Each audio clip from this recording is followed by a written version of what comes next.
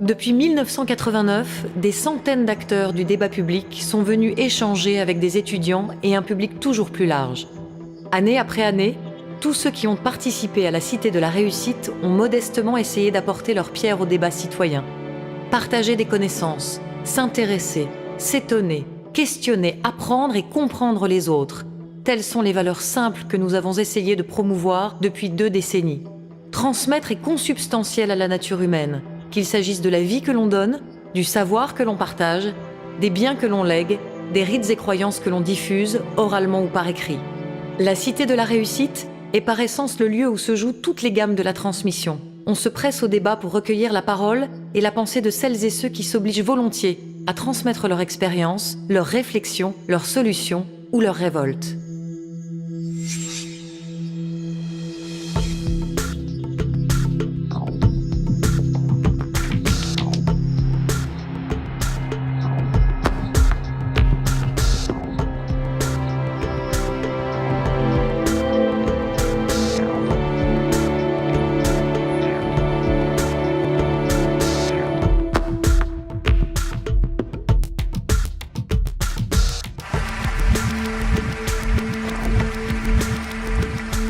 Et bâtir quelque chose ensemble.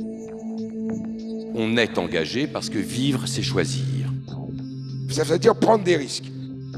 La réussite ou le succès, c'est une succession d'échecs qu'on surmonte, qu'on contourne. Il faut apprendre à apprendre. J'ai un rêve d'élever l'humanité par la danse. Quelle est l'œuvre d'art qui a pu transformer les gens autant que, je ne sais pas quoi, les 35 heures ou la retraite? Si ce n'était plus la solution McDonald's qui triomphait. Manger la même chose, penser la même chose dans tous les domaines, ça c'est le contraire de la cohésion.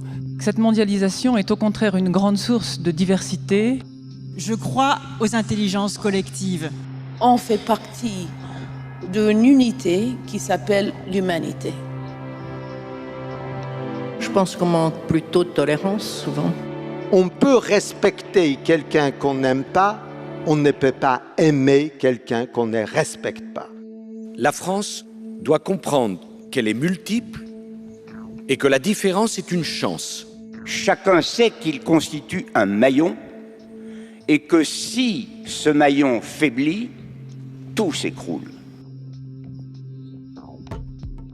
La lâcheté générale à l'égard de la responsabilité politique. Mais l'idée, c'est d'installer que les hommes politiques sont complètement déconnectés des réalités. Nous sommes entrés dans un nouveau siècle et déjà, il est en danger.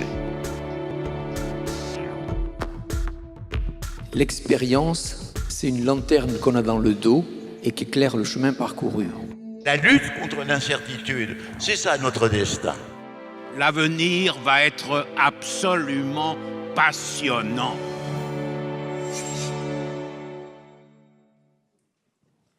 Bonjour à tous. Vous connaissez, je crois, la règle. Nous allons très rapidement vous présenter les termes du débat et surtout les participants. Le panel ensuite pourra interroger nos invités. Et puis, bien entendu, la salle pourra à son tour poser les questions qu'elle voudra. Alors, pour une nouvelle alliance entre capital financier et humain, je dois dire que rarement cette question n'aura été aussi autant d'actualité. Un monde qui est évidemment de plus en plus compliqué, fait de volatilité, de risques, d'incertitudes. Et puis un monde surtout qui semble avancer à une vitesse inouïe. Mais avancer vers quoi ? Eh bien, les menaces, qu'elles soient terroristes, climatiques, géopolitiques, elles pèsent sur notre quotidien. Et puis, il y a cette menace financière aussi. La crise, la grande crise, on a l'impression qu'elle est passée, qu'elle est lointaine. Eh bien, elle ne l'est pas, parce qu'il n'y a que 10 ans. Et de toute manière, les séquelles de cette crise sont loin d'être effacées. Et tout indique aujourd'hui que nous sommes à la fois subordonnés à cette ressource qu'est le capital financier, mais que nous avons, ou que nous aurions quelque peu négligé parfois, cette ressource essentielle qu'est le capital humain. Alors nous allons débattre sur capitalisme et finance, sur notion de création de valeur, sur valeur finance, valeur travail, actionnaires, salariés. Enfin, vous voyez, le débat est extrêmement riche. Les clés de la redistribution, bien entendu. Et je voudrais tout de suite inviter à me rejoindre sur cette estrade Agnès Touraine. Agnès Touraine, qui est aujourd'hui présidente de l'Institut français des administrateurs. Agnès est experte notamment dans le monde de l'édition, de la transformation numérique. Elle a travaillé chez Lagardère, chez Vivendi Universal, non pas Vivendi University Publishing. Elle siège au conseil aujourd'hui de Proximus et de Target et d'organisations à but non lucratif comme l'IDAT, la French American Foundation. Et puis Agnès, aujourd'hui aussi, je peux le dire, je ne sais pas si j'ai le droit de le dire, mais je le dis, vous êtes chargée de mission dans le cadre de la préparation de la grande loi sur les entreprises. Bien. Nous allons évidemment avec vous débattre notamment des termes de ce travail. Jean-Claude Seyss, que j'invite à me rejoindre.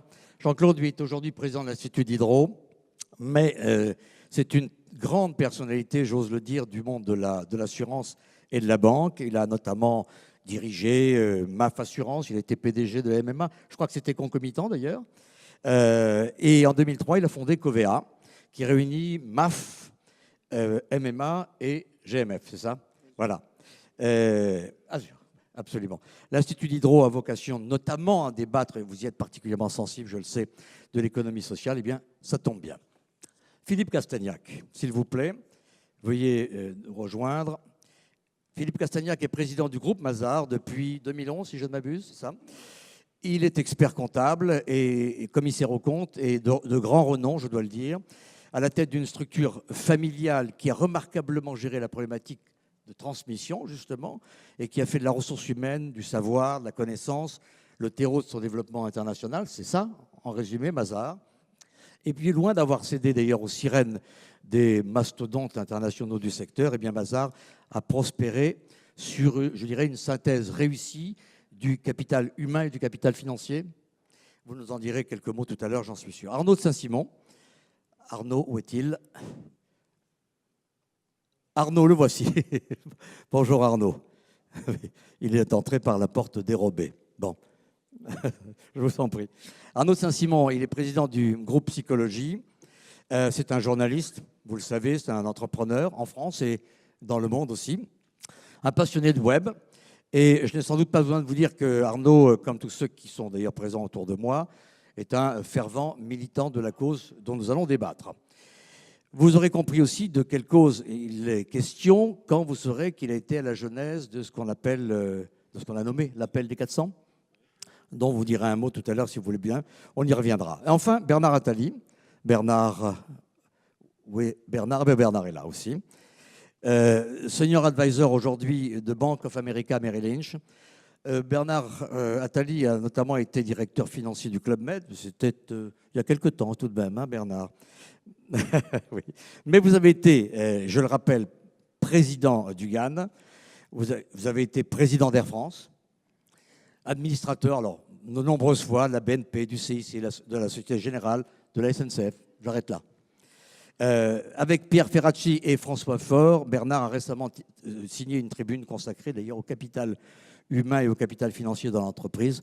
Eh bien, c'est une bonne raison pour que vous nous en parliez dans quelques instants. Alors, je voudrais d'abord m'adresser, si vous voulez bien, à Agnès Touraine. Agnès, est-ce que vous pourriez en 2 mots, et je vais le demander à chacun d'entre vous, en 2 mots, c'est-à-dire en une petite minute, vous voyez, c'est simple, de nous dire véritablement ce que vous pensez de cette thématique qui est la nôtre aujourd'hui et comment vous y contribuez vous-même et quelles sont les réflexions, si vous le pouvez le faire, au demeurant, dans le cadre de la mission dont je parlais tout à l'heure. Merci beaucoup.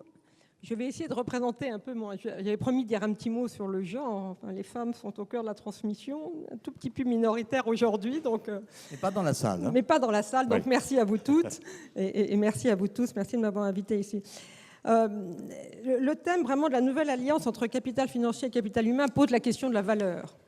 Sachant que le capitalisme est au cœur de la création de valeur. Si vous vous posez tous individuellement la question de quel est votre synonyme de la valeur.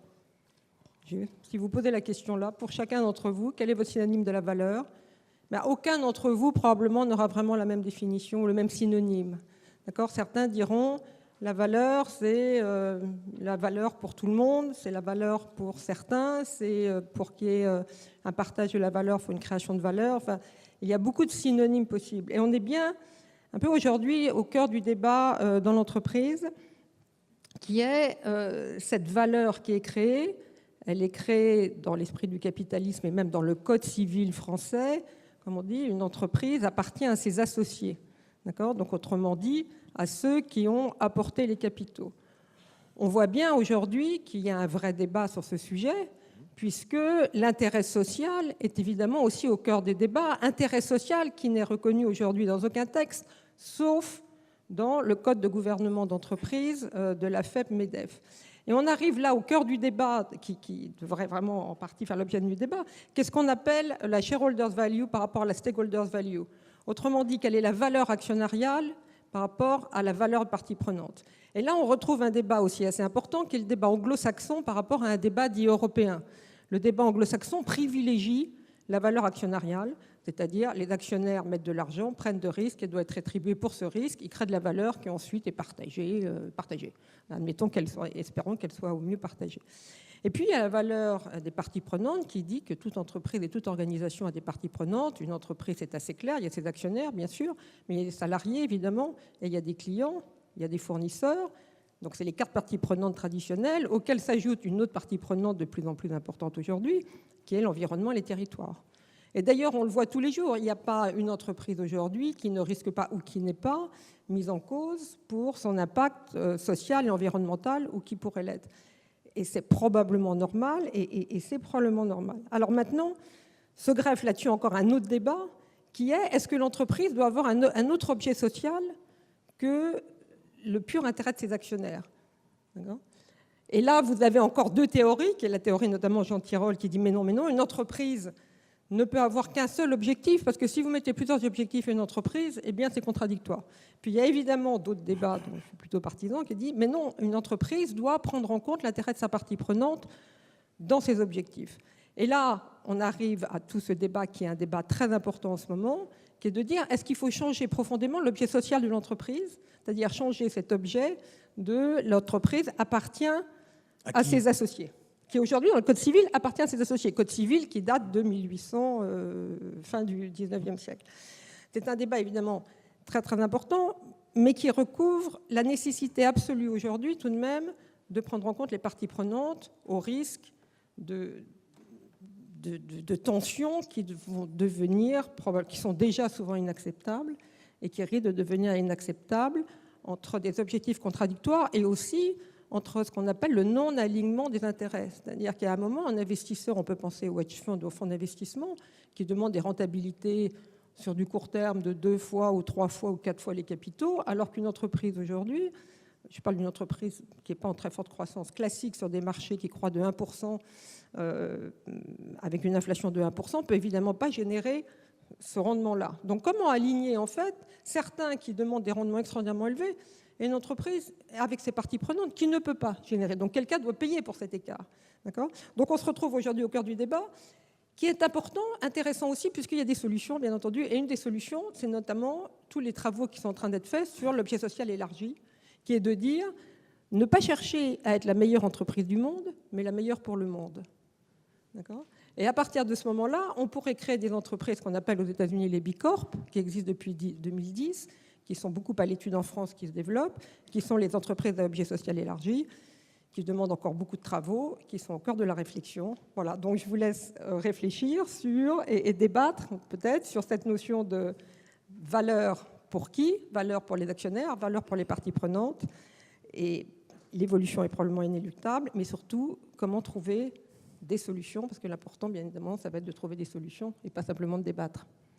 Merci Agnès, merci. Alors, effectivement, j'ai envie de rebondir très rapidement avec vous, Jean-Claude Seyss, parce que lorsque nous avons préparé un tout petit peu cette intervention, on m'avait dit « Ah, oui, le capital, ça n'a plus beaucoup d'importance. D'ailleurs, le capitalisme est en voie de disparition. » C'est ce que vous m'avez dit. Oui, c'est un peu caricatural. D'abord, bonjour à tous.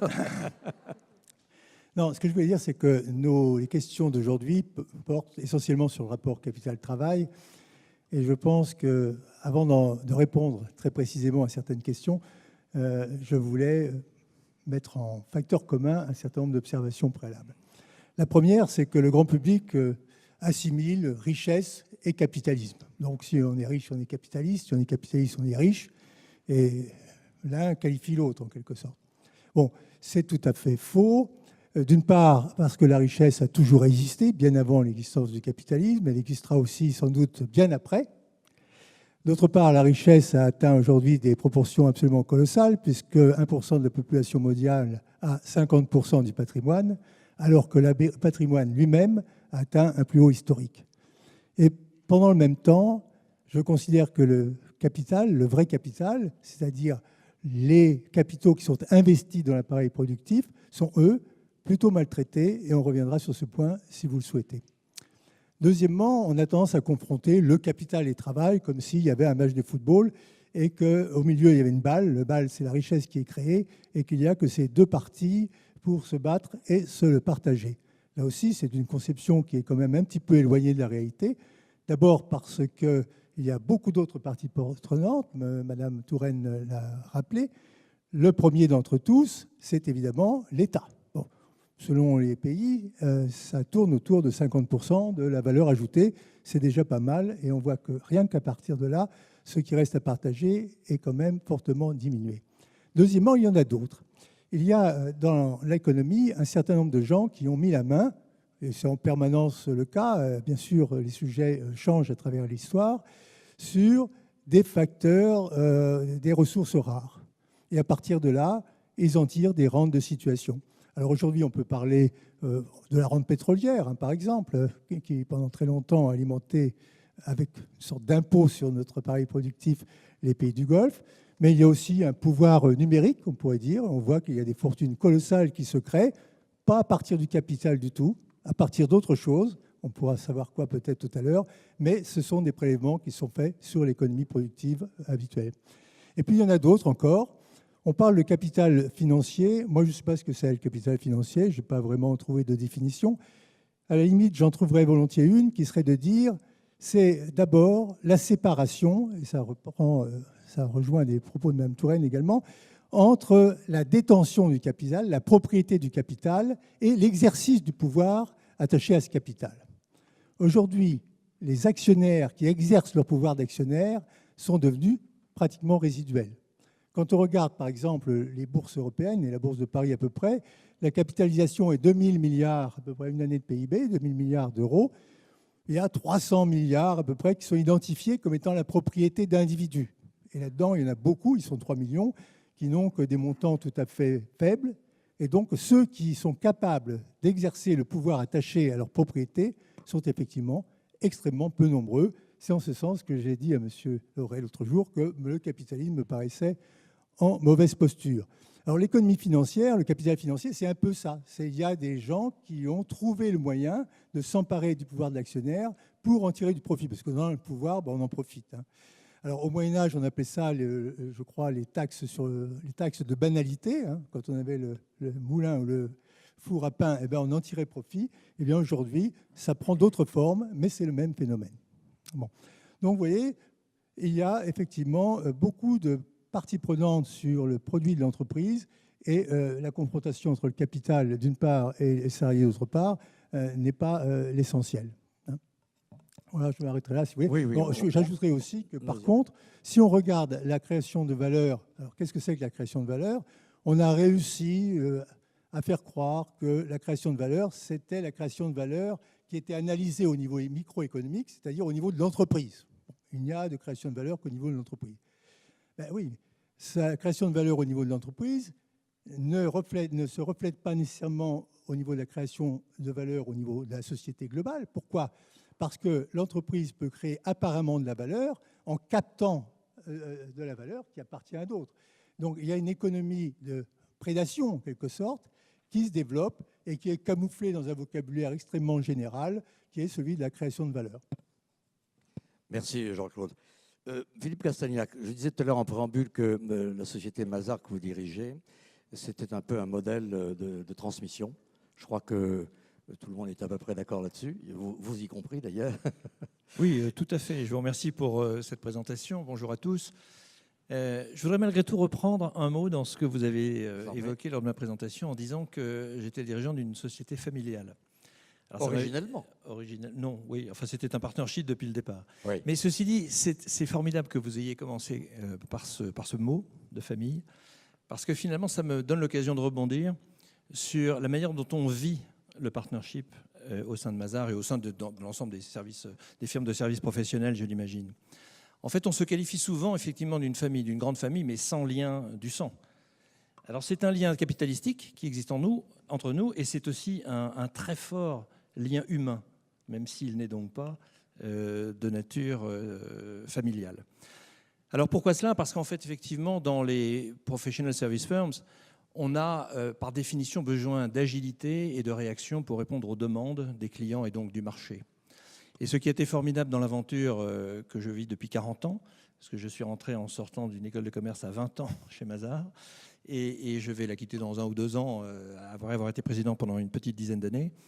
Et donc ce qui est formidable, c'est de voir comment on a pu accompagner le marché, les clients, français, donc bien sûr, mais européens, et puis aujourd'hui internationaux et vraiment globaux. Et si on a pu le faire, c'est grâce à la vision, d'abord du fondateur, dont on est très fier de porter le nom, mais aussi de ses successeurs. Et il n'y en a eu que 2 pour le moment, Patrick de Cambourg et moi-même. Et on est très très attaché à cette vision de long terme qui consiste à construire et donc à investir en commun. Donc la fameuse famille d'associés investit tous les jours dans des talents, dans des recrutements, mais malheureusement demain, je dis malheureusement parce que c'est nouveau et que ça nous amuse peut-être moyennement seulement, on va être obligé d'investir pour la première fois dans des biens matériels, dans de l'informatique de haut niveau, dans l'exploitation de l'intelligence artificielle et du big data. Et ça va nous amener pour la première fois à faire de véritables investissements significatifs au plan matériel, alors que nous n'avions que des investissements véritablement humains. Et c'est-à-dire que nos investissements, ils n'étaient pas à l'actif du bilan, et je vais vous passer les débits et les crédits qui abuseraient de la situation aujourd'hui, mais qui, quelque part, étaient en fait au compte de résultat. C'est-à-dire en fait dans la charge de personnel que nous avons et puis la rétribution bien sûr des associés et des collaborateurs qui forment ces équipes agiles qui ont pu au cours de ces 10, 20, 30, 40 dernières années construire un groupe de taille aujourd'hui vraiment international, présent sur les 5 continents, dans 80 pays, avec près de 20 000 collaborateurs. Et je suis très fier de dire que mon bulletin de salaire porte toujours le numéro 52, parce qu'on était 52 quand j'y suis rentré en 1977 et on est un peu plus de 20 000 à la fin. Dans le monde. Dans combien de pays? Dans le monde. 82 pays. Et cette aventure fantastique, elle s'est faite toute seule. Elle s'est faite naturellement. Elle s'est faite parce qu'il était naturel pour nous d'accompagner ou d'anticiper nos clients sur les différents marchés où ils se positionnaient. Alors, on a eu la chance de trouver les bons talents dans les différents pays pour construire les différentes équipes, puisque tout ça, évidemment, cette famille, c'est une grande équipe, mais même si cette entreprise n'était pas familiale, ça reste effectivement un esprit familial entre 1000 associés, puisqu'en fait aujourd'hui on est 1000 associés dans ces 82 pays, et la France, qui était le cœur, le noyau, le poumon et les reins de la situation en 1975, représente aujourd'hui moins de 23% de l'ensemble de ce qui est le groupe Mazars. Donc une aventure formidable, basée sur cet esprit d'investissement de long terme, essentiellement dans les talents, donc dans le capital humain, mais qui aujourd'hui ne peut plus négliger les investissements qui vont être à faire de par les mouvements, la rupture ou la disruption, on appellera ça comme on voudra, qui se présente et qui est pour demain matin, hein, très honnêtement, c'est dans les 3 ou 4 ans qui viennent au plus tard, que représentera le mouvement de l'ensemble de ces services professionnels dans l'usage de l'intelligence artificielle et du big data. Merci Philippe. Arnaud de Saint-Simon, là on vient d'entendre quelque chose qui est très intéressant, qui est l'humain qui était pratiquement au centre de tout, quoi, qui explique à peu près la réussite exceptionnelle de Mazars. Comment est-ce que vous pensez aujourd'hui qu'un modèle comme celui-ci puisse être décliné, puisque tout à l'heure Agnès vous expliquait qu'il fallait y aller, il fallait l'intégrer d'une manière ou d'une autre, c'est grosso modo ce que vous avez dit, hein, ma chère Agnès. Et est-ce que vous, qui avez une vision plus... alors, je sais que vous êtes un entrepreneur, je l'ai dit d'entrée de jeu, mais vous avez une vision, j'allais dire, un peu d'intellectuelle de la chose. Comment est-ce que vous pensez que politiquement, sociologiquement, le déclic puisse se faire, et est-ce qu'il peut se faire d'ailleurs, puisqu'il y avait une sorte de scission que vous avez également définie tout à l'heure, entre une certaine vision du capitalisme et une autre, qui serait plutôt européenne, je dirais, une anglo-saxonne, une européenne. J'aime pas trop ce genre de choses, mais en même temps, c'est la vérité. Comment est-ce que vous voyez, Arnaud, l'évolution et quelle forme peut-elle prendre? Bonsoir à tous. Enfin, bonsoir. Bonjour. Moi, j'ai une vision, je ne sais pas si elle est intellectuelle, elle est forcément plus psychologique. Et ce que je trouve intéressant dans le débat aujourd'hui, c'est qu'on est chacun avec des visions assez complémentaires, voilà, qui font la richesse du débat. Et moi, je me place du point de vue, en tant qu'observateur, plus du point de vue de la psychologie des gens et du rapport des gens à l'entreprise. Qu'est-ce qui se passe aujourd'hui?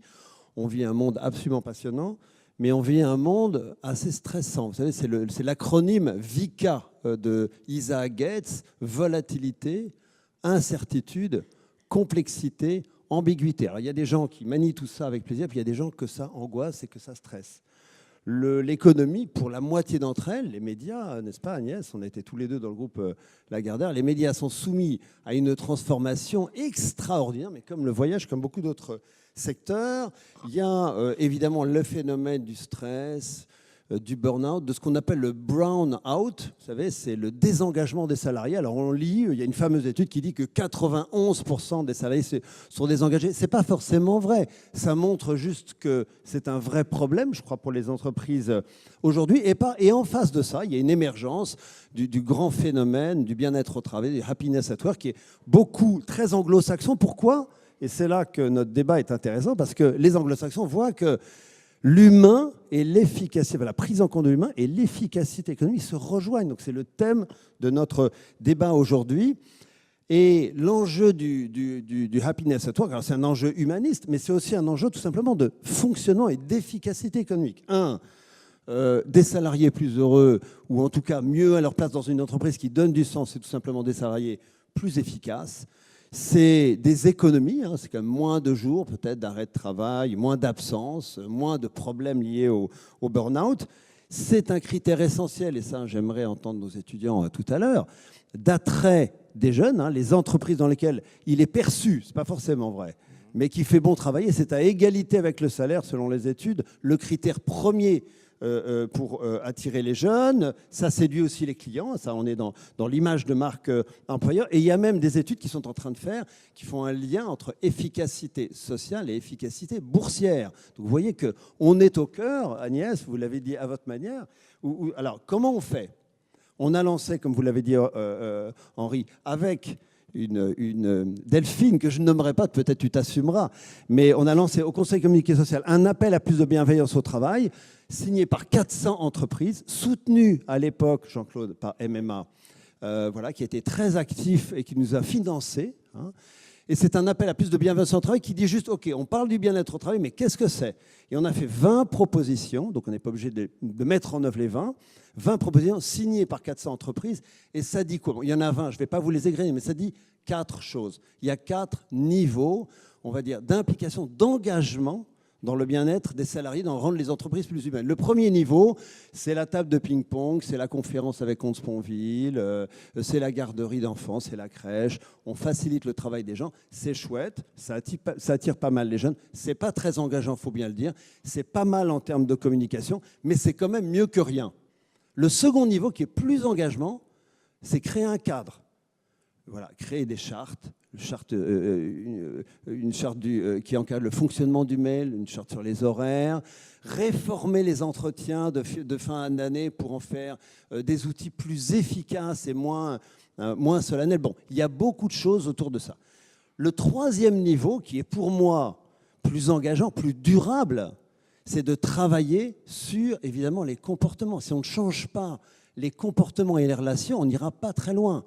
Donc évidemment, ça c'est tout le développement, du co-développement. Jean-Claude, je sais que MMA a formé 1000 cadres ou 500 cadres au co-développement. C'est le développement de la méditation, la communication non violente, le coaching, etc. Voilà. On ne peut pas vraiment changer une entreprise et la rendre plus humaine si on ne travaille pas sur les comportements, si même on ne rend pas cette transformation contraignante. Orange, pour se sortir du drame d'il y a 15 ans, a inclus une part du variable des managers liée à leur comportement et à l'état psychologique, on va dire, de leurs salariés. Et puis le quatrième niveau, c'est évidemment le plus engageant, c'est transformer la gouvernance.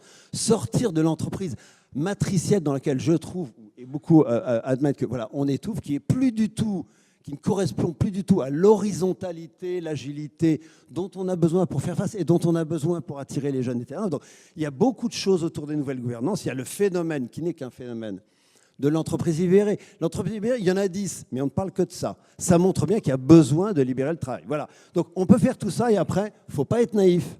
Ce n'est pas parce qu'on fait tout ça que ça va changer. 1, parce que certains le font, c'est de la pure communication. 2, il faut mesurer les choses. Et 3, ça ne marche à mon avis que si le dirigeant lui-même est exemplaire et impliqué. Parce que j'ai vu dans trop d'entreprises cette notion, enfin cette dimension du bien-être au travail déléguée aux RH qui viennent au COMEX exposer leur politique du bien-être au travail. Tout le monde regarde sa montre pendant 10 minutes. Voilà, ça ne va pas très loin. Si le dirigeant ne s'implique pas dans le sujet, l'entreprise ne se transformera pas. Or, c'est un sujet d'efficacité économique.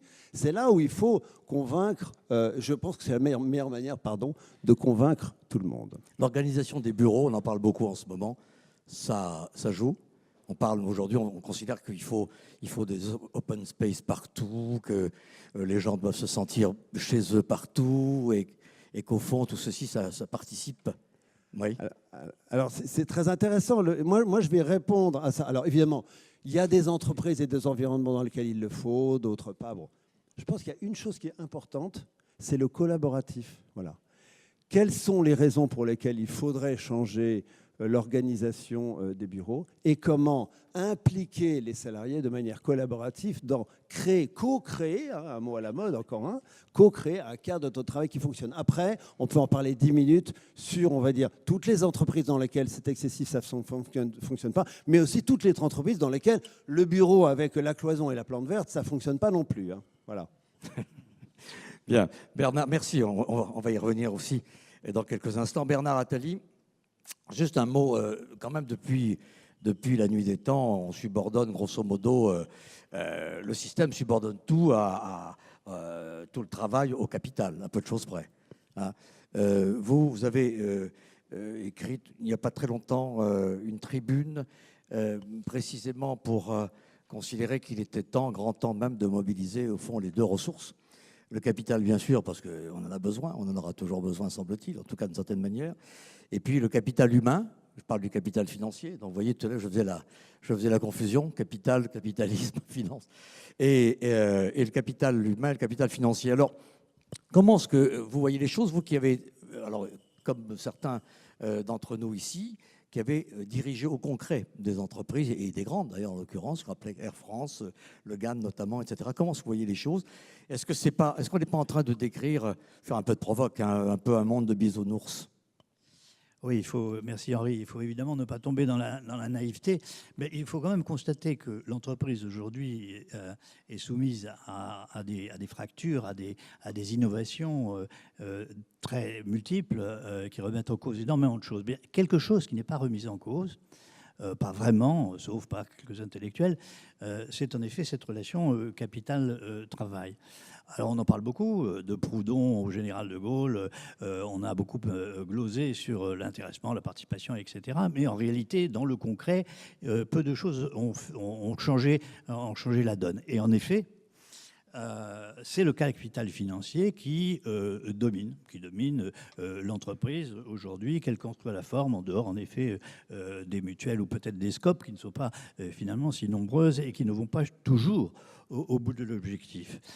C'est l'actionnaire qui maîtrise le conseil d'administration, c'est l'actionnaire qui nomme les dirigeants, c'est l'actionnaire qui définit le niveau de sa propre rémunération, c'est-à-dire la dividende, et la rémunération du du capital humain est finalement considérée comme une variable d'ajustement. D'ailleurs, on le voit très bien dans les situations de crise, puisque dans les situations de crise, le marché va apprécier que l'on maintienne le dividende et appréciera au moins autant la réduction des coûts salariaux, ce qui tout de même peut poser quelques problèmes, notamment pour l'équilibre social. Donc il faudrait réaligner les intérêts. Prenons une entreprise, et c'est possible. Nous pensons que c'est possible. Nous avons été quelques-uns, patrons, syndicalistes, économistes, à nous réunir sur ce thème-là depuis quelques mois. Nous avons appelé le projet New Code. Ce n'est pas très original, mais ça vaut la peine d'être détaillé une seconde. Prenons une entreprise saine sur un marché, comme tous les marchés, sujet à aléas. Supposons que les parties prenantes, managers, financiers et personnels, se mettent d'accord sur un business plan équilibré pour tout le monde, avec évidemment quelques hypothèses de base. Supposons que les financiers acceptent d'être rémunérés à un niveau raisonnable disons, un niveau par une structure qui se situerait entre actions et obligations, en tout cas, dont le montant serait fixé en fonction des résultats du business plan. On le constate tous les jours, les conséquences très dommageables d'exigences de TRI très élevées sur l'ensemble de l'entreprise pour essayer d'aller dans cette voie. Supposons bien sûr que la gouvernance soit équilibrée, partagée, et que la création de valeur soit a priori répartie entre les différentes parties prenantes, X% pour les financements, X% pour les personnels, X% pour l'entreprise, etc. Supposons enfin que, et c'est un point évidemment très important, qu'en cas de pépin, en cas de crise, en cas de marché difficile, les sacrifices soient répartis à l'avance. C'est-à-dire que l'on sache au démarrage du business plan quelle sera la contrepartie des uns et des autres. Évidemment, les financiers un peu moins rémunérés et les personnels acceptant une certaine compression salariale. Tout ceci permettrait tout le monde y trouverait son compte, en quelque sorte. Les financiers par réduction du risque qui est attaché à une action classique, les personnels par association à la gouvernance et à la création de valeur, les dirigeants qui ne seront plus uniquement guidés par le profit des seuls actionnaires, dont ils sont finalement aujourd'hui les seuls mandants, et l'entreprise elle-même par alignement des intérêts de tout court. Alors vous direz, ça fait beaucoup de suppositions et d'hypothèses, mais pas tellement. Pas tellement parce que je ferai remarquer que cette formule ne suppose aucune modification législative ou réglementaire. Elle peut tout à fait se caler dans le cadre de notre droit actuel. Ensuite, finalement, c'est du bon sens. C'est l'alignement des intérêts des différentes parties contractuelles dès le démarrage qui permet, dans la transparence, qui permet cet alignement des intérêts. Après tout, associer les composantes d'une entreprise au résultat collectif, ça n'est finalement que du bon sens. Je voudrais faire part à ce propos d'une remarque personnelle, mais que vous partagerez certainement. L'entreprise de demain, je dirais presque d'aujourd'hui, n'a plus rien à voir avec ce qu'elle était il y a 20 ans. L'entreprise de demain, c'est plus une organisation verticale qui fabrique. L'entreprise de demain, c'est une plateforme horizontale où la valeur essentielle va être la création collective et où la notion même d'employeur et d'employé change complètement de sens, ne serait-ce que par le développement du travail indépendant et la mise en cause, dès maintenant, du fameux lien de subordination qui caractérise quand même notre code du travail. Alors, il ne faut pas être naïf, j'en ai fini, Henri, il ne faut pas être naïf. Ça suppose évidemment une profonde transformation des relations entre celui qui finance, celui qui invente et celui qui met en œuvre, et ça ne se fera pas tout seul. Et remarquons qu'aujourd'hui, toutes les forces sont contre. Le patronat n'est pas du tout dans cet esprit. D'ailleurs, j'en veux qu'une déclaration toute récente de Pierre Gattaz qui disait, je cite, « L'entreprise appartient à l'entrepreneur, à celui qui prend les risques. Elle n'appartient pas à ses salariés. » C'est clair. Et il faut bien dire qu'il y aura aussi des barrières culturelles à lever du côté des organisations syndicales, puisque, vous le savez très bien, les syndicats, de leur côté, ont toujours été très méfiants de ce genre d'association, de craindre d'y perdre leur pouvoir de contestation. Merci Bernard. Avant de vous donner la parole, peut-être une petite réaction d'Agnès Touraine, s'il vous plaît. Oui, merci. Bernard, Pardon, oui, vous m'entendez? On dit un peu la même chose de façon différente, en disant comment on va associer les parties prenantes à venir. Et là, on voit bien deux approches. Soit on change en aucun cas le cadre juridique et on met au conseil d'administration des salariés, mais pourquoi pas aussi les fournisseurs qui sont une partie prenante, et pourquoi pas les clients qui sont évidemment une partie prenante. Aujourd'hui, une entreprise est responsable notamment des données de ses clients. C'est une responsabilité nouvelle. La data aujourd'hui qui est un trésor, on est responsable, nous, dans l'entreprise, de savoir si ces données, vos données, sont correctement protégées. Mais aussi les territoires. Je veux dire, quand une entreprise fait du profit en exploitant les ressources naturelles et en polluant les fleuves, c'est aussi une partie prenante. Et puis, on peut se dire, le politique est aussi une partie prenante, etc. Donc là où c'est un peu compliqué, c'est de se dire, est-ce qu'il est raisonnable d'envisager sans aucune modification des conseils d'administration avec 6 parties prenantes qui, éventuellement ou plus, devraient être alignés, mais néanmoins, le fournisseur a quand même des intérêts propres, c'est-à-dire de faire du profit, les salariés d'autres, etc. Donc, sachant qu'il faut arriver à ça, l'autre option, c'est de se dire, soyons clairs, et plutôt que faisons semblant de garder tout comme c'est aujourd'hui, sauf qu'on met tout le monde au conseil d'administration, puis débrouillez-vous pour vous entendre, c'est aussi de se dire, il pourrait y avoir des options d'objets sociaux différents, et donc de se dire, les actionnaires pourraient choisir entre une entreprise qui veut faire 300% de profit, etc., et une entreprise qui a pour attention plutôt le meilleur pour le monde, ce qu'on disait tout à l'heure. Et donc les actionnaires puissent choisir en fonction... À votre avis, Agnès, pardon, mais les actionnaires, ils vont choisir quoi? Pas forcément du tout, on le voit bien en ce moment, parce qu'il y a une pression extrêmement importante, parce que le jour où une entreprise est condamnée parce qu'elle a pollué le cours d'eau pour 350 millions de dollars, ce qui est le cas, etc., aujourd'hui, il y a une vraie tendance de l'investissement responsable qu'il va falloir favoriser. Alors voilà, maintenant, ce n'est pas forcément la réponse, mais la réponse de se dire on fait rentrer tout le monde au conseil d'administration et on essaie de les aligner est une option aussi. Le débat n'est vraiment pas clos, c'est les termes du débat. De se dire on fait rentrer toutes les parties prenantes, mais qui va représenter l'environnement, qui va représenter le territoire, sachant que l'entreprise est sur 42 territoires différents, ça devient sioux quand même. Et pourquoi en fait ne pas aller jusqu'au bout et assumer la valeur en disant on a un objet social différent, et l'objet social différent, c'est d'être une entreprise qui n'est pas là pour faire un profit illogique, parce qu'on est dans le profit illogique quand même aujourd'hui, d'accord ? C'est-à-dire des taux de rendement qui n'ont rien à voir avec les taux des capitaux normaux, mais qui a une volonté d'intégrer en fait toutes les données. Et ça répond aussi à votre propos, qui est de dire il y a un moment, une entreprise fera du profit si elle arrive à se concilier ses parties prenantes. Une entreprise ne fera pas de profit, ou en tout cas sera condamnée sur le profit qu'elle fera, alors ça c'est un peu idéal, si elle fait du profit en exploitant ses parties prenantes, si on considère notamment qu'une des parties prenantes, c'est l'environnement. Et juste un petit point, j'aimerais bien avoir votre réponse. Il faut être très vigilant quand même aussi sur le fait que ce qu'on appelle l'économie sociale environnementale ne soit pas une raison pour faire plus de profit. Parce que les open space, moi je suis à fond pour les open space, mais on est arrivé quand même à avoir 14 mètres carrés de bureau par personne à 3 mètres carrés.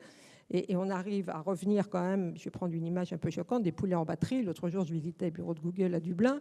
Il y a quand même 150 personnes en batterie avec 2 mètres carrés. Il y en a un qui m'a dit, je vais customiser mon bureau. Il a mis un petit parasol sur son ordinateur. D'accord ? Donc c'est vrai qu'il y a des cantines tous les 15 mètres, 17 mètres 50 avec des smoothies et des... Mais ça crée de la valeur, vous voulez dire, c'est ça ? Évidemment. Donc faisons attention aussi de ne pas revenir à une sorte d'aliénation, alors là, à une aliénation qui est au nom du baby-foot, avoir des alignements de millénium de 25 ans qui ont 1 mètre carré et un smoothie toutes les heures et demie. Bon, rapidement, Bernard Arnault, je voudrais passer également. Et ensuite. Ah bon. Bernard. Non, je suis évidemment d'accord avec ce que vous dites, Agnès, mais la différence entre vous et moi, c'est que vous allez plus loin et vous dites il faut une transformation quasiment juridique du cadre de l'entreprise. Moi, je ne crois pas que ce soit nécessaire aujourd'hui. Il n'est pas nécessaire aujourd'hui de modifier les lois et règlements, et a fortiori pas le Code civil, pour mettre en œuvre une procédure qui finalement relève du bon sens.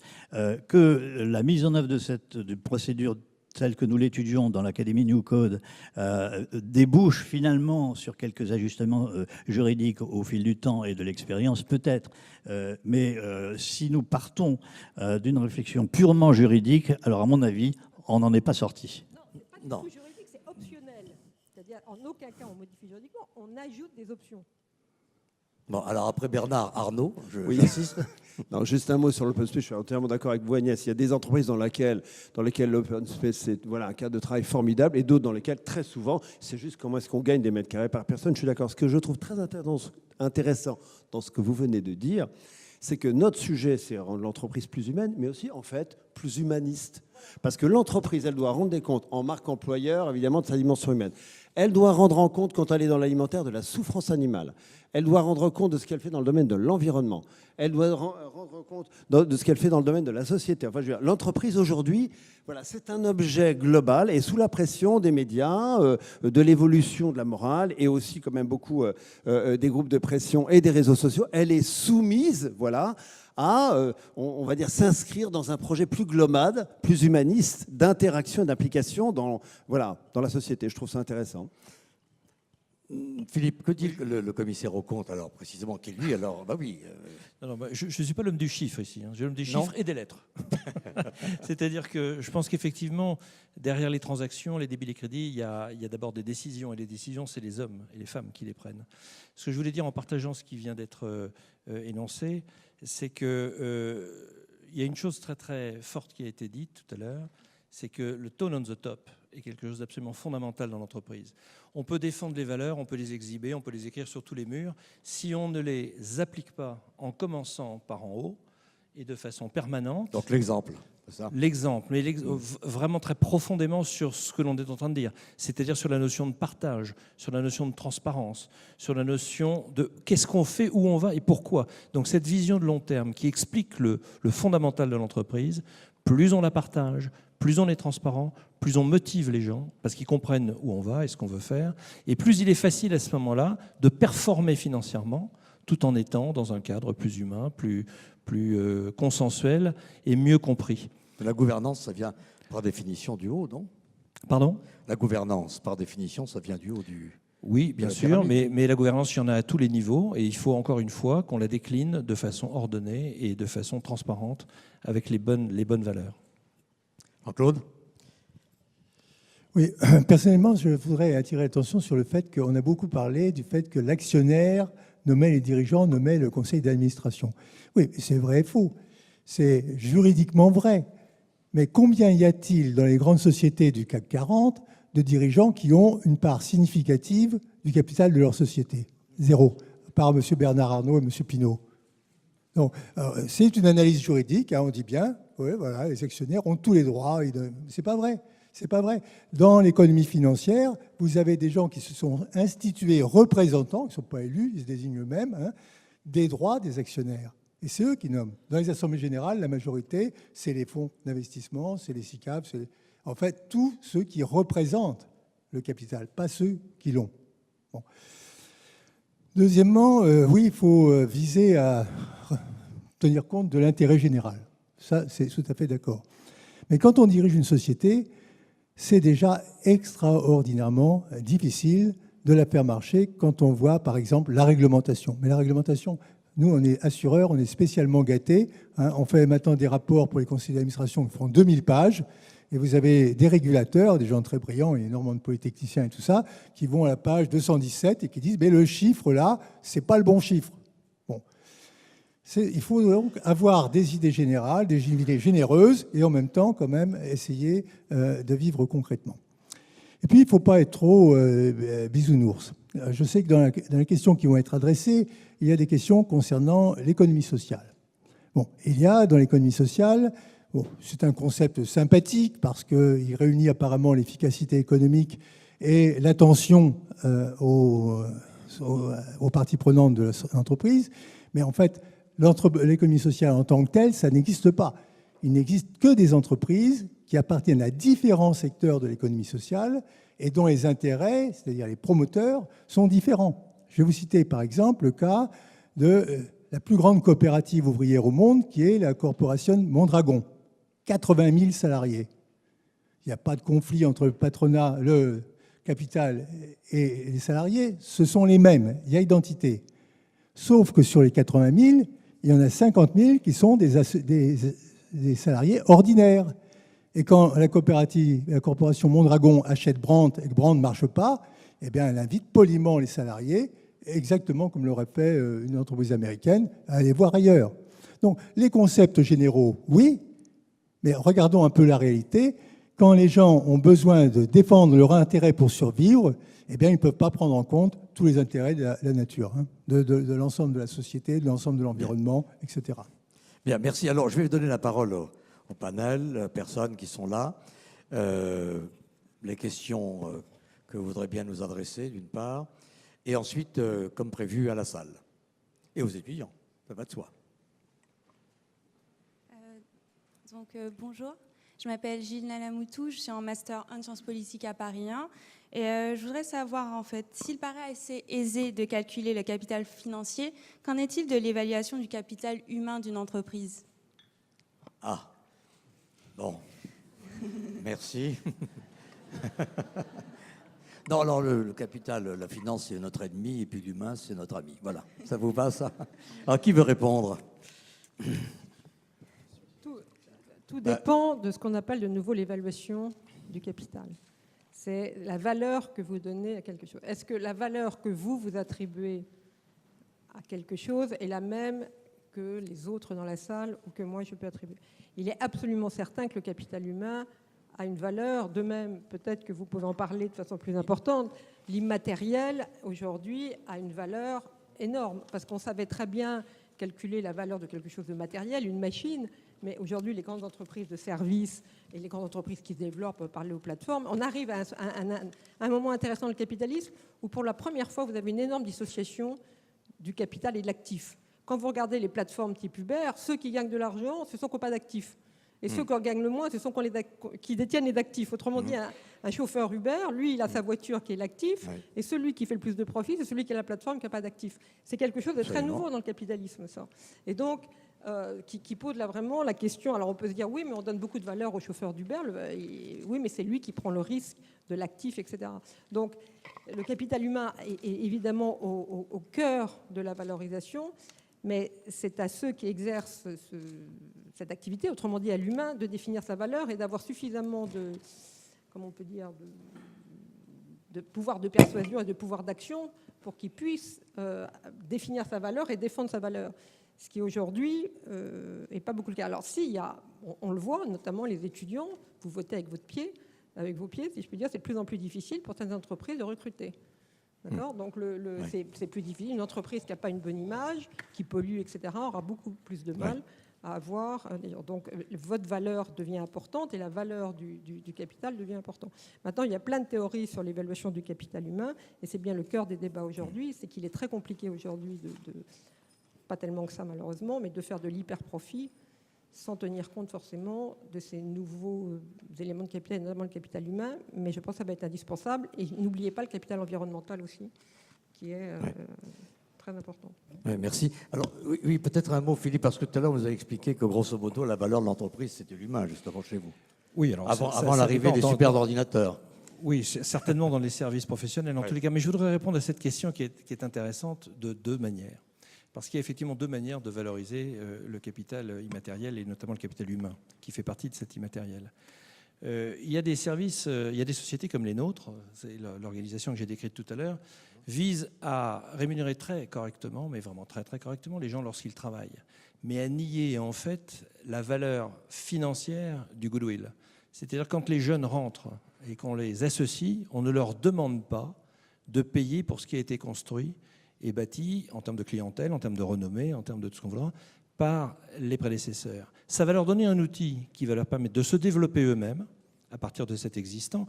Et ils auront alors, c'est notre schéma, pour mission, pour vocation de transmettre plus quand eux-mêmes s'arrêteront à la génération suivante. C'est le premier modèle, c'est celui que l'on a, c'est celui qui est celui de la pérennité, du raisonnement dans le durable, qui vise à la pérennité de la structure, de la société, sur des valeurs et sur des compétences.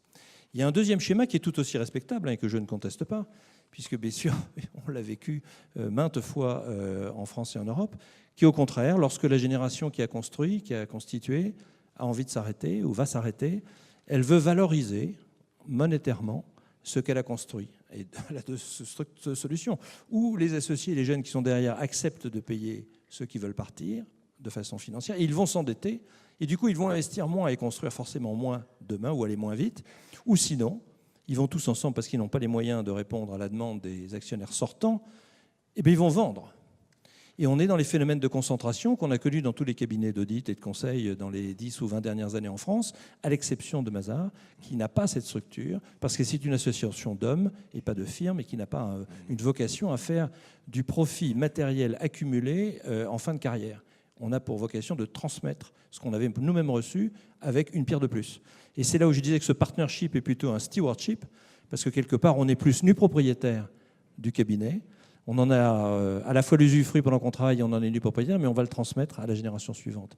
Et ça, on ne valorise pas ce capital immatériel ou ce capital humain, parce que si on le faisait, ben, ce serait la fin de la structure. Alors, ce n'est pas la fin de la vie, hein, ce n'est pas la fin de l'histoire, parce qu'on peut très bien se reconstruire ou construire plus ou autrement dans des fusions ou dans des acquisitions, mais les valeurs, quelque part, fondatrices, se diluent forcément ou se modifient, parce que quand vous changez de périmètre d'entreprise, vous n'avez pas exactement les mêmes valeurs. Et c'est pourquoi on est chez nous très attachés aux nôtres, et c'est pour ça que ça dure depuis 75 ans, et c'est pour ça que je serais content en 2019 de passer le pouvoir à Hervé Elias, qui est dans une autre salle quelque part aujourd'hui.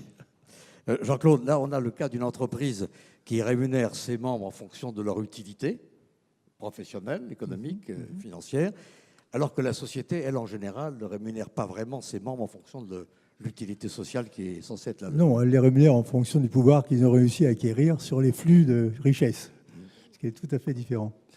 Sur le capital humain, je dirais que c'est un concept très intéressant parce que ça a permis d'équilibrer, de montrer que finalement, ce n'est pas l'argent, ce n'est pas l'outil qui lui-même produit la richesse, ce sont les hommes qui sont dedans.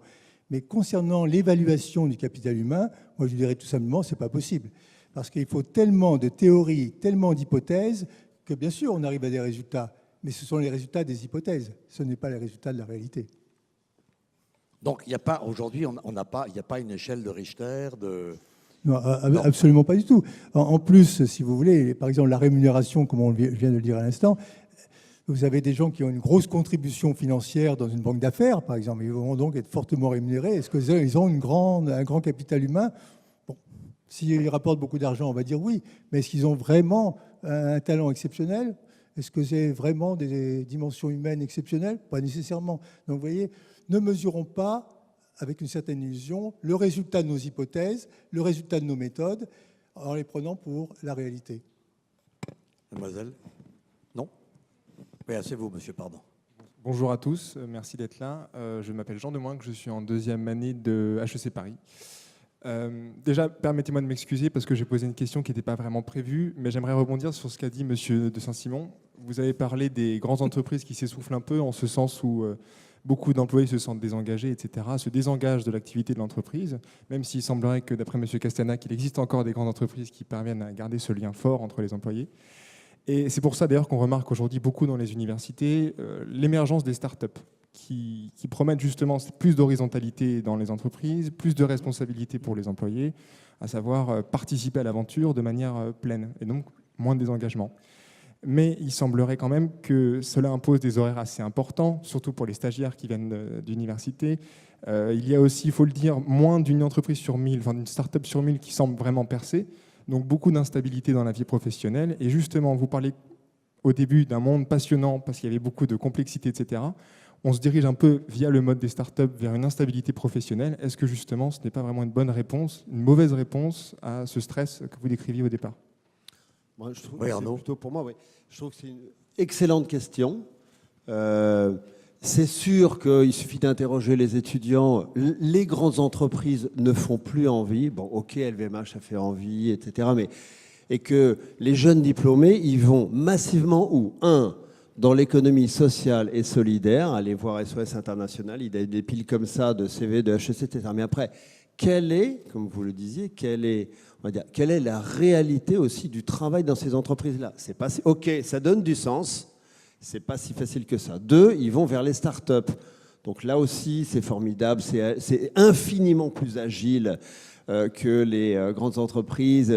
Bon, après, quelle est la réalité? Combien de startups arrivent vraiment à gagner de l'argent sur des millions. Vous citiez l'exemple d'Uber. C'est formidable, hein, tout le monde dit non mais Uber c'est génial, c'est la liberté, c'est un esclavage moderne de bosser, hein, comme vous le disiez Agnès aussi. Voilà, donc donc mythe et réalité. Il n'empêche, c'est pas une manière de réhabiliter les grandes entreprises. Je crois que les grandes entreprises, le vrai sujet, parce que la question tout à l'heure était vraiment intéressante, comment on évalue le capital humain, c'est sûr que c'est impossible. On arrive à évaluer un passif social, cela dit. Hein. Bon, donc ça sera intéressant tout comme d'abord. Mais comment on garde les talents dans les grandes entreprises et éviter, voilà, peut-être cette illusion très intéressante des différents secteurs que vous évoquez. Voilà. Donc comment est-ce qu'on redonne aux grandes entreprises du sens, de la cohérence, de l'agilité, de la souplesse, de la créativité, de l'innovation, de la perspective. En gros, ce qu'on croit, ce qu'on peut trouver, ou souvent qu'on croit qu'on peut trouver ailleurs. Bon, Agnès.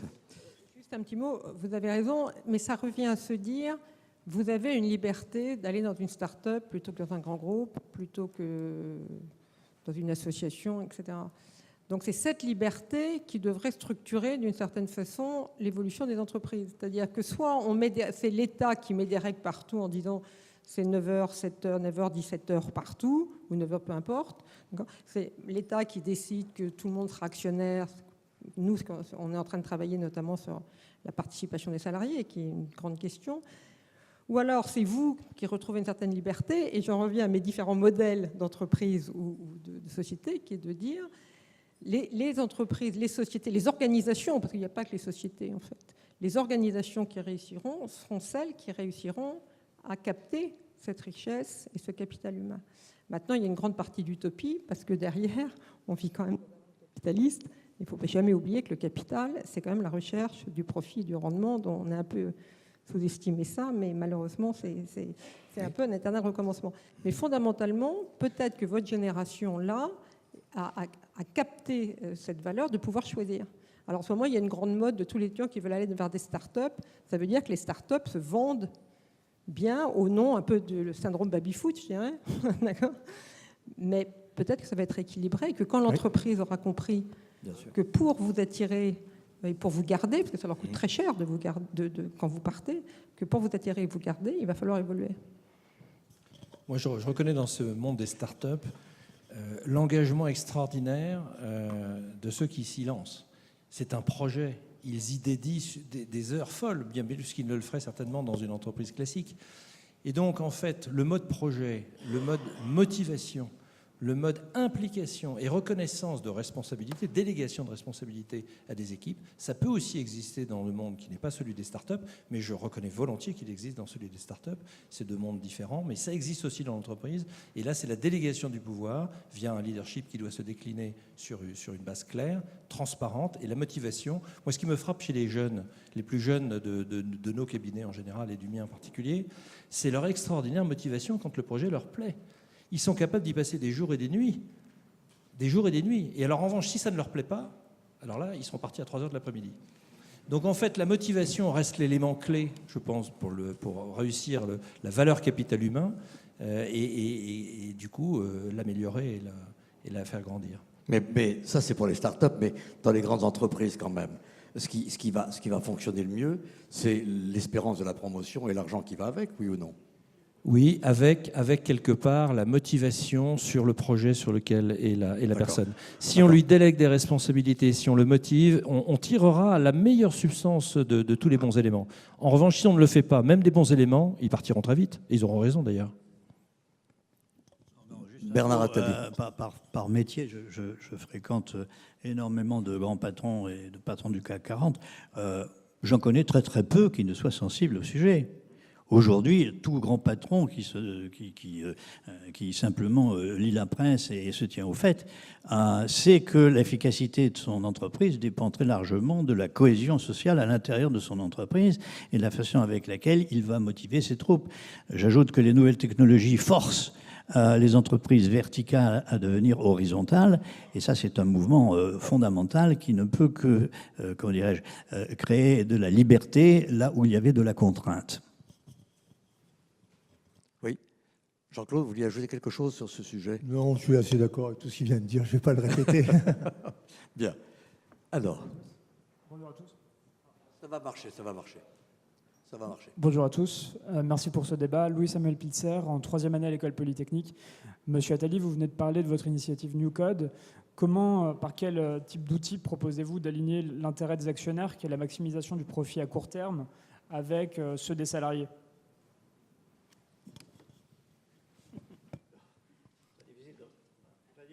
En une phrase, je crois, je répète ce que je disais tout à l'heure, que si il y a au départ un pacte, un contrat, une compréhension mutuelle entre les différents acteurs que sont les dirigeants, les financiers, les salariés et bien entendu l'actionnaire, si les règles du jeu sont claires à la fois en cas de succès, rémunération partagée, et en cas de pépin, crise, cet alignement d'intérêts se fait de manière, à mon avis, tout à fait naturelle.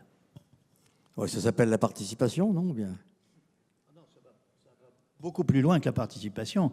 Ça s'appelle contractualisation des rapports de l'entreprise, de ses forces vives autour d'un projet collectif. Oui, simplement une petite remarque. On dit toujours les actionnaires ont une vue court terme. Ben, c'est peut-être pas si général que ça non plus. Regardez les actionnaires d'Uber, les vrais actionnaires d'Uber. Ils ont mis 10 milliards dedans. Ils n'ont rien, ils n'ont pas vu un sou pour l'instant. Hein. Ils espèrent pour l'avenir. Donc, non, oui et non, parce que la valeur de l'entreprise est tellement élevée que c'est comme Amazon qui perd de l'argent avec une valeur de 240 milliards. Pas que la valeur qui a été gonflée peut très bien se dégonfler demain, et en plus, je peux vous prédire que ça va arriver. Bon, ça c'est le premier point. Donc, les entreprises, les actionnaires ne sont pas toujours aussi intéressés à court terme, mais d'une manière générale, ceux qui financent les startups ne le sont pas, par construction. Deuxièmement, ceux qui sont véritablement intéressés par le court terme, c'est le management. C'est probablement un défaut de des systèmes de rémunération des managements qui, en gros, essayent d'optimiser les stock options, etc., dans l'espace de 5 ans. Or, c'est vrai, j'ai redressé déjà des entreprises. Si vous voulez redresser une entreprise, vous devez prendre des mesures qui sont pratiquement pas différentes, opposées à celles que vous devez prendre si vous voulez viser l'optimum à long terme. Par exemple, si vous avez une société en difficulté, eh bien, vous supprimez la pub, vous supprimez la formation, vous liquidez les gens qui se coûtent un peu trop cher. Bon, d'accord. En 3 ans, vous avez des résultats brillants. 5 ans après, il n'y a plus rien. Voilà. Si vous voulez, donc, le court terme et le long terme sont différents. C'est moins actionnaire, encore une fois, que le management. Et quand le management a été nommé en particulier par des financiers, par la sphère financière, qui n'est que représentative des intérêts des propriétaires, mais qui ne sont pas les vrais propriétaires. C'est vrai, c'est là où on se retrouve la question fondamentale du court terme et du long terme sur l'alignement. D'accord ? Et le problème de l'alignement sur les délais est clair, est essentiel. Le management, normalement, il est nommé en conseil d'administration, et comme les administrateurs sont nommés par les actionnaires, ils sont quand même nommés, normalement, in fine, par les actionnaires, et on a un mouvement très fort en ce moment, comme vous le savez, d'une demande encore croissante des actionnaires de vouloir nommer, d'avoir plus d'impact sur les conseils d'administration. Vous avez absolument raison, je voudrais revenir sur un point tout à l'heure, c'est la concentration du capital mondial. C'est-à-dire qu'on se retrouve aujourd'hui quand même devant une concentration extrême du capital qui est assez nouveau du fait du trading, de ce qu'on appelle la gestion passive. C'est-à-dire, autrement dit, les algorithmes aujourd'hui représentent 60% de la gestion aux États-Unis, 60-70%, 40-50% en Europe, enfin peu importe, et tout le monde est d'accord pour dire que ça va aller vers 70-80%. Autrement dit, l'algorithme, le suivi de l'index, vous voyez ce que je veux dire, c'est-à-dire que les algorithmes calculent quelle est la progression possible de l'index, et tous les actionnaires, les rendements des fonds se mettent sur cet index, et ces 2 dernières années, l'index a toujours battu les stratégies actives, enfin les stratégies particulières des investisseurs. Et donc on se retrouve aujourd'hui devant une concentration extraordinaire du mondial d'investisseurs gérés par des algorithmes de gestion passive à 80%, qui pose la question d'ailleurs du rôle des actionnaires que vous avez posé tout à l'heure, et qui pose la question de certains actionnaires actifs qui disent nous on est actifs, mais qui eux ne sont pas alignés, comme vous savez, qui cherchent des rentabilités à très court terme. Donc se repose cette question d'alignement des parties prenantes, qui est une question de fond, qui se complique par la gestion indicielle, qui elle-même normalement est à long terme, puisque, comme vous savez, la plupart des grands fonds de retraite, des grands fonds de pension sont représentés par de nouveau les gestionnaires d'actifs, parce qu'il y a de moins en moins d'actionnaires individuels. En France, on est passé de 7 millions à 3 millions, et c'est pas dans le monde entier, qui pose un problème de démocratie actionnariale. Mais la gestion des grands fonds d'assurance, de vos assurances vie, de tout ce qu'on peut mettre, sera de plus en plus gérée en indiciel et en automatique, ce qui va de nouveau reposer, sans avoir la réponse, ces questions d'alignement et qui va avoir vraiment un rôle à jouer, mais qui peut redonner, encore une fois, du pouvoir au capital humain. Je crois qu'on pourrait peut-être préciser aussi que le monde n'est pas totalement homogène, et donc vous avez des économies qui vivent encore comme un peu au XIXe siècle. Le capitalisme chinois, le capitalisme indien, c'est le capitalisme français du XIXe siècle, encore à peu de choses près. Vous avez des pays intermédiaires, comme l'Europe, et puis vous avez les États-Unis, qui sont tout à fait emblématiques de ce que vient de dire Mme Touraine. Mademoiselle. Donc, bonjour, je me présente. Je m'appelle Andréa Jean, j'ai 20 ans. Je suis actuellement en L3 à l'Institut supérieur de gestion. Et ma question est la suivante. Peut-on réconcilier le capital financier et humain avant de régler le problème de la femme en entreprise? Régler le problème de la femme en entreprise. Ah, le problème de la femme en entreprise. Oui. De la femme. Ben voilà, on l'a réglé quand même, vous avez vu. La femme n'est pas un problème.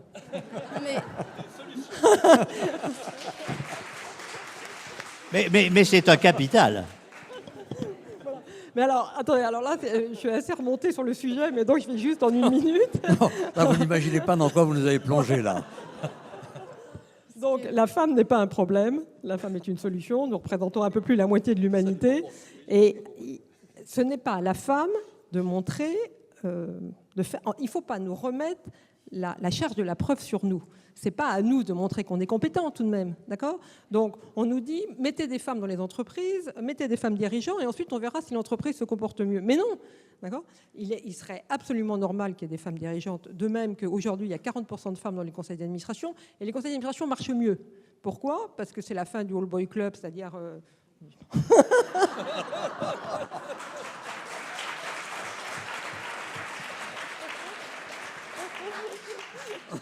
Et donc, aujourd'hui, dans les conseils d'administration, ces messieurs, ne connaissant pas les femmes, n'ont pas pu les coopter, parce qu'évidemment, on a commencé, moi je me suis battue pour les quotas, on nous a dit, ah mais non, mais attendez, des femmes, il n'y en a pas.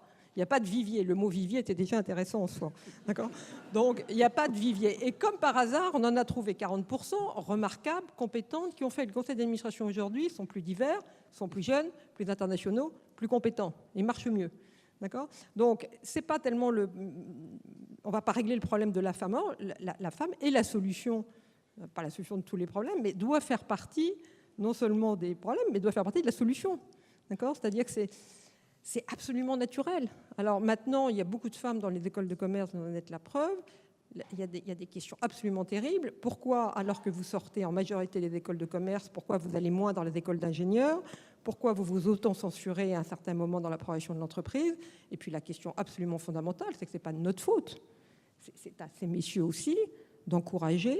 La charge de la preuve, elle est chez eux, elle n'est pas chez nous. D'accord ? Donc, quand ils nommeront des femmes, l'ensemble des chefs d'entreprise... Vous n'accusez personne, là. J'accuse personne. Nommeront des femmes et on arrivera à casser ce plafond de verre. Ensuite, on pourra voir qui est le plus performant, etc.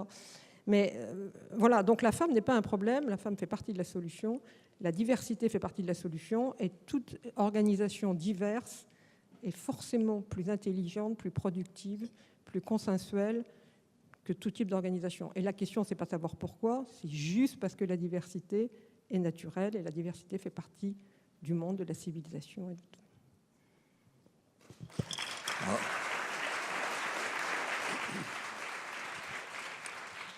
Je crois qu'une manière de répondre à votre question aussi, et là je vais être caricatural, c'est de dire que comment rendre l'entreprise plus humaine avec davantage de place aux femmes dans les conseils d'administration. Il faut quand même bien l'avouer.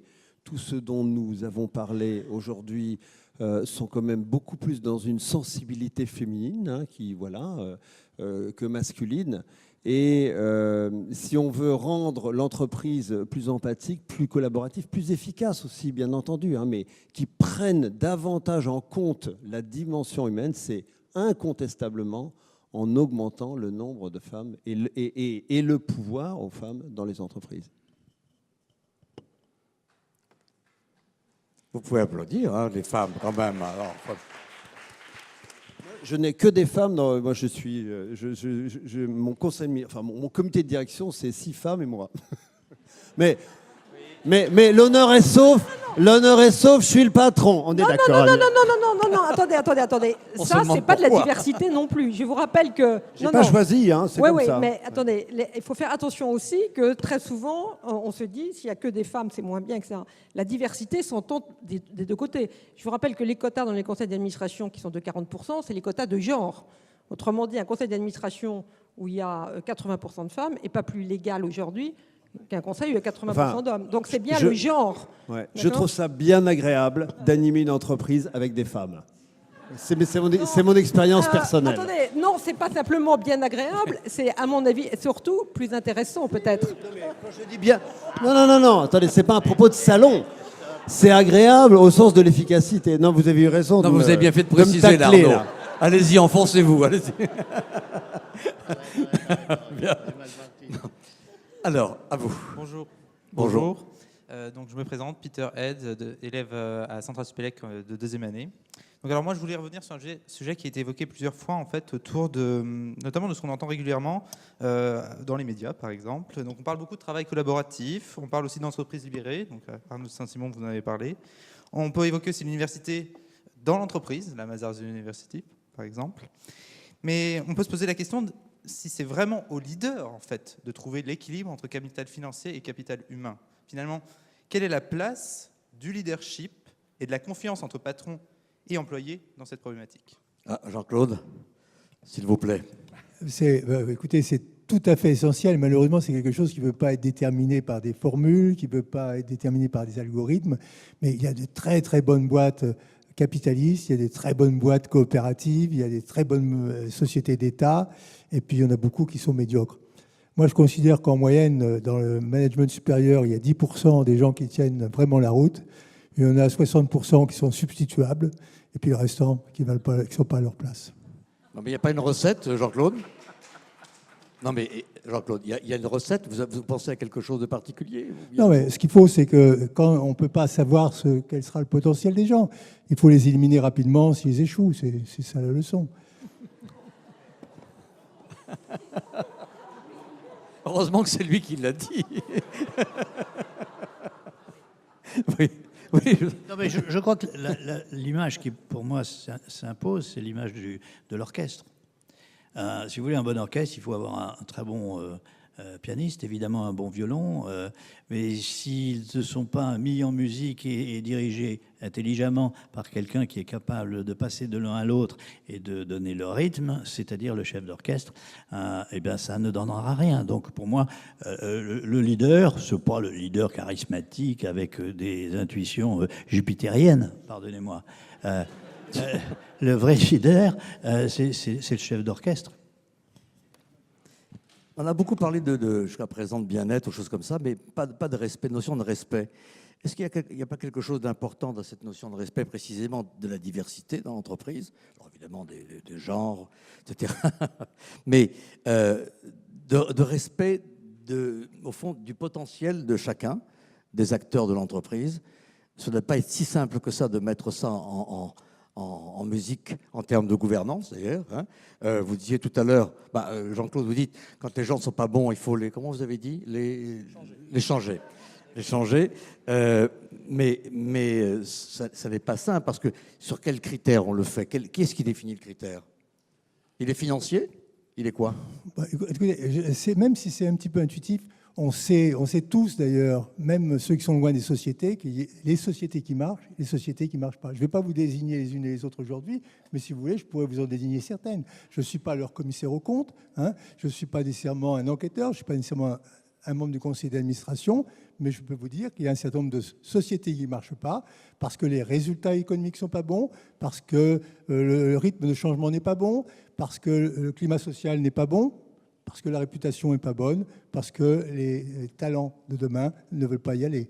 Bon, c'est des critères multiples, par conséquent, on ne peut pas réduire à une seule dimension des critères qui sont par nature irréductibles, mais ça se sent, c'est un peu intuitif, et tout le monde sait exactement comment on peut classer les entreprises de ce point de vue. Hein. Et c'est vrai qu'il y a des entreprises qui ne marchent pas du tout. Et puis, les entreprises vivent à travers des cycles aussi. Vous savez, un bon management, ce n'est pas un management qui est bon en soi. C'est un management qui est bon par rapport à l'époque. Hein, vous avez une société en crise, par exemple, eh bien, ça ne se redresse pas avec des bons sentiments. Ça, c'est absolument clair. Hein. Par contre, une société qui est très prospère prépare son avenir parce que le management a une vue large qui va prendre en compte davantage les intérêts des différentes parties prenantes. Donc, il faut tenir compte du temps. Hein. Le management, ce n'est pas quelque chose d'intemporel, ce n'est pas quelque chose de théorique. Hein. Vous pouvez être un bon capitaine, par exemple, pour le front et un mauvais stratège pour l'état-major ou l'inverse. Et puis, ça dépend aussi des moments. Donc, vous voyez, les entreprises ne sont pas toujours situées dans des environnements identiques. Il y a des moments de concurrence intense, il y a des moments de difficultés financières terribles, il y a des moments de crise, il y a des moments d'épanouissement où il faut au contraire investir dans la recherche, chercher des idées, libérer les esprits, etc. C'est assez subtil, c'est pour ça que c'est difficile. C'est aussi pour ça qu'il ne faut pas que les gens qui ont acquis une certaine reconnaissance de l'entreprise par des résultats passés voient leur reconnaissance payée au prix de l'avenir de la même société. Quelqu'un qui a réussi dans le passé doit être récompensé en fonction du passé. Celui qui doit être nommé pour l'avenir doit être nommé en fonction de sa capacité de préparer l'avenir. Agnès ?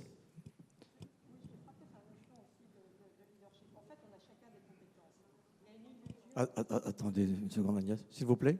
On m'a coupé la parole. Voilà, ça y est. C'est pas étonnant. Non, la notion de compétence, en fait, on n'est pas tous égaux, on n'est pas tous compétents de la même façon. Donc, il y a des compétences de leadership qui ne sont pas les mêmes choses que les compétences de management. Un leader, il vous emmène quelque part et vous pouvez avoir un très bon leader qui soit un très mauvais manager. Vous pouvez avoir un excellent manager qui soit un très mauvais leader, ou vous pouvez avoir des gens dans l'entreprise qui ont des compétences différentes. Mais toutes les compétences ne sont pas semblables. Moi, j'ai dirigé une entreprise de jeux vidéo de 17 000 personnes. Celui qui faisait les jeux vidéo avait un talent remarquable. Et ce talent-là, il n'est pas remplaçable. Est-ce qu'il était plus important que moi qui étais d'actuel ? Probablement. D'accord ? Donc, la vraie question, c'est qu'on ne peut pas tous tout faire. Et c'est un peu le début du totalitarisme aussi, de penser qu'à des problèmes compliqués, il y a une réponse simple. C'est-à-dire qu'on a tous individuellement une réponse à toutes les questions, à tous les problèmes. Non, on a chacun des compétences. La vraie question, c'est qu'il faut que... Ça serait bien que les compétences de chacun soient reconnues et non pas qu'il y ait des compétences qui soient infiniment plus valorisées que d'autres. Donc c'est bien l'alliance de compétences différentes qui fait la richesse, comme la diversité. D'accord ? Et c'est ce respect des compétences, et le mot est extraordinairement important, et c'est ce respect des compétences de chacun, et ce n'est pas ce jugement sur les compétences, c'est pas parce que... Moi, il y a des tas de choses qu'on ne sait pas faire, mais que les gens qui savent faire doivent être valorisés et récompensés pour ça, et surtout reconnus pour ça. Mais il n'y a pas de hiérarchie. C'est une alliance. Henri, oui, je prie. Rebondir sur une petite chose, c'est un petit peu à côté de la question, mais ça me semble une ambiguïté importante à lever, parce que j'ai entendu le mot bisounours, j'ai entendu le mot scope, etc. Je crois qu'il faut être lucide. Une entreprise humaniste n'est pas forcément une entreprise dans laquelle on ne prend pas de décisions difficiles. Hein. Donc, on n'est pas dans le capitalisme bisounours, tout est dans la manière de le faire. Voilà. Donc, effectivement, dans l'entreprise libérée ou dans les scopes, on peut être obligé de prendre des décisions difficiles qui vont, entre guillemets, à l'encontre du personnel qui est par ailleurs actionnaire. On peut être une entreprise et un leader humaniste et prendre des décisions difficiles. Tout est dans la manière dont on fait les choses, tout est la manière dont on accompagne les choses, tout est dans la manière dans laquelle on organise les relations, la gestion des conflits, les carrières. Voilà. Donc, nous avons lancé un appel à plus de bienveillance au travail avec plein de DRH, de patrons, etc. L'appel à plus de bienveillance au travail. Un des points, c'est comment est-ce qu'on se dise les choses avec franchise ? Parce qu'on sait bien que quand on ne règle pas les problèmes sous prétexte d'humanisme mal placé, finalement, ou mal nommé, le problème est pire après. Donc je crois que c'est important de réconcilier ces deux notions. Bernard, juste avant une seconde, je voulais poser la question rapidement à Philippe. Chez Mazars, vous avez ce genre de problème, j'imagine, aussi. Bien sûr.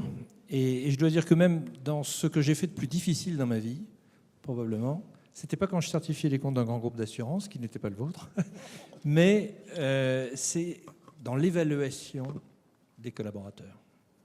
C'est quelque chose d'extraordinairement difficile parce qu'il faut le prendre sous 3, 4, 5, 6 axes différents. Il ne faut pas le faire seul.